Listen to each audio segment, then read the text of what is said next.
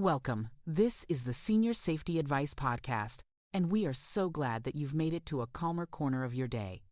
Here, we focus on real solutions, practical help, and the kind of encouragement we could all use a little more of. So let's get to it. Grief doesn't always come with loud sobs or dramatic moments. Sometimes it shows up quietly.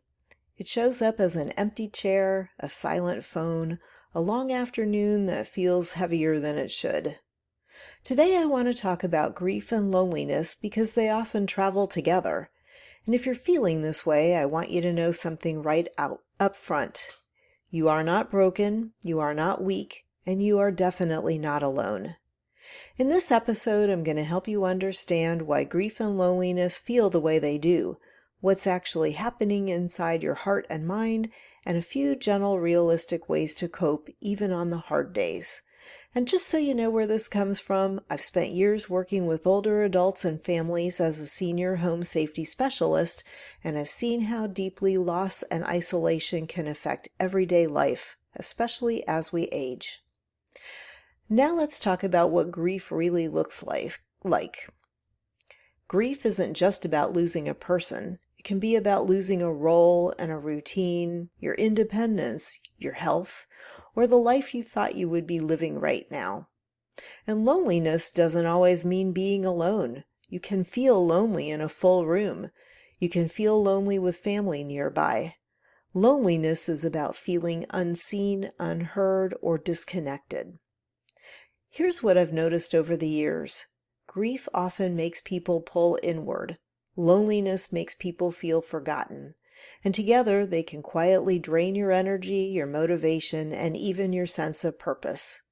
You might find yourself thinking things like, what's the point? Everyone else has moved on. I don't want to be a burden. Or I don't even recognize myself anymore. If any of that sounds familiar, please hear me when I say this. These thoughts are common, they're human, and they deserve kindness, not judgment. So let's talk about coping, not fixing, not rushing, just coping. First, give yourself permission to grieve at your own pace. There is no timeline for grief, no checklist, no finish line. Some days you may feel okay, and other days the sadness might hit you out of nowhere like a wave. That doesn't mean you're going backward. It just means you're human. Instead of telling yourself to be strong, try saying, all right, today is a heavy day, and that's okay. Sometimes naming the feeling is enough to take a little of its power away. Second, create small anchors in your day. When life feels empty, structure can be comforting. Now, I'm not talking about packing your schedule. I mean, use a simple anchor, like a morning cup of tea by the window or taking a short walk after lunch. Small routines, maybe like watching a favorite show in the evening, they remind your nervous system that there is still rhythm and safety and something to look forward to, even when everything else feels uncertain. Third, find ways to stay connected without pressure. Loneliness often tells us that we don't belong anymore. But connection doesn't have to be big or exhausting. It could be something like a brief chat with a neighbor or a wave to someone on a walk in the morning, a support group in person or online where you don't have to explain yourself. And here's something important. You don't have to talk about your grief if you don't want to. Sometimes just being around others and sharing space is enough.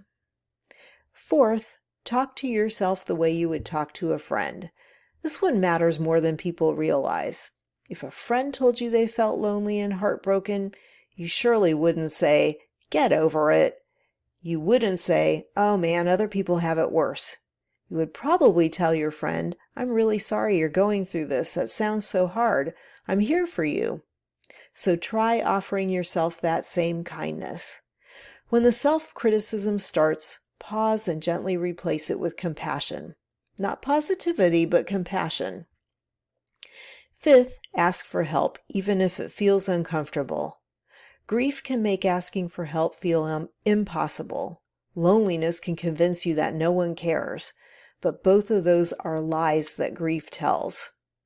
Help might look like talking to a counselor or reaching out to a faith healer or joining a grief support group, or simply telling one trusted person, "I am not okay and I could use some company today." You don't have to carry this alone, even if you've been doing that for a long time. And finally, hold space for hope without forcing it. Hope does not mean forgetting, and it doesn't mean being cheerful. It means believing that life can hold moments of meaning, comfort, or connection, even now. Some days, hope might be as small as just getting through the afternoon, but that counts. If you're grieving, if you're lonely, if today feels heavy, I want you to know that your feelings matter, your life still has value, and it's okay to take this one gentle step at a time. So thanks for joining me today. Please share this episode with someone you care about who could use the information to make their life safer. You'll find more resources for seniors and caregivers on our website at seniorsafetyadvice.com. And if you're searching for an Aging in Place specialist, please visit our sister website at aginginplacedirectory.com. Also, if you haven't subscribed to our YouTube channel or to this podcast yet, go ahead and do that right now, and then come back tomorrow for another daily moment of guidance and encouragement right here on the Senior Safety Advice Podcast. Until next time, thanks for listening. Take care. Bye. This podcast is part of our mission to help older adults live safely and independently.